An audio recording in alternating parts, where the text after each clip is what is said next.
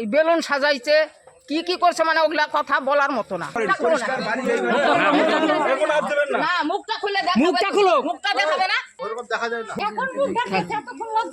ফাঁকা বাড়িতে আপত্তিকর অবস্থায় শিক্ষক শিক্ষিকাদের ধরে ফেললেন গ্রামবাসীরা। গ্রামবাসীদের অভিযোগ, দীর্ঘদিন ধরে ওই ফাঁকা বাড়িতে নাকি অসামাজিক কার্যকলাপ চলছিল।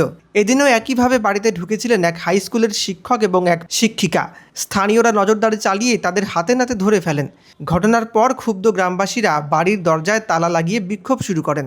শিক্ষক এবং শিক্ষিকার বাড়ি রায়গঞ্জে বলে জানা গিয়েছে। গ্রামবাসীদের দাবি, দীর্ঘদিন ধরেই ওই ফাঁকা বাড়িতে নানা অসামাজিক কাজকর্ম চলছিল। তারা প্রশাসনের কাছে কড়া ব্যবস্থা নেওয়ার দাবি তুলেছেন। যদিও দুজন প্রাপ্তবয়স্ক মানুষ ব্যক্তিগতভাবে সময় কাটাতেই পারেন, তবে আইনি যুক্তি শুনতে নারাজ গ্রামবাসীরা।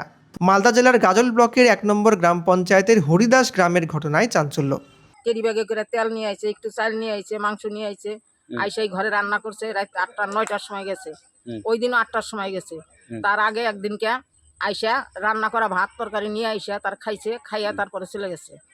রাত 9টা-8টা এরকম টাইমে যায়। আর আজকে বেলা 3টে, 3:30 হবে, তখন আইলো। আসার সঙ্গে মাঝে মধ্যেই, আজকে দিয়ে 5 দিন হলো।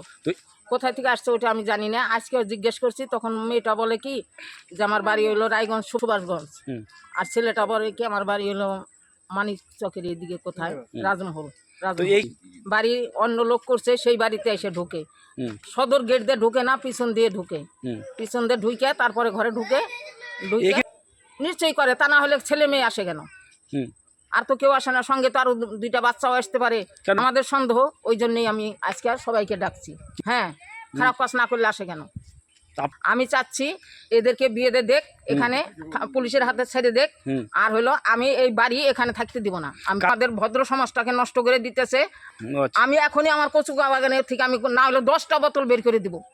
আজকে চাচ্ছি এদেরকে পুলিশের হাতে দিয়ে দেওয়া হোক, বিয়ে দিয়ে দেওয়া হোক, সিঁদুর দিয়ে ছাইড়ে দেওয়া হোক। এরা ঘরে বিছনা করছে, খাটের ভিতরে বিছনা করছে, তারপরে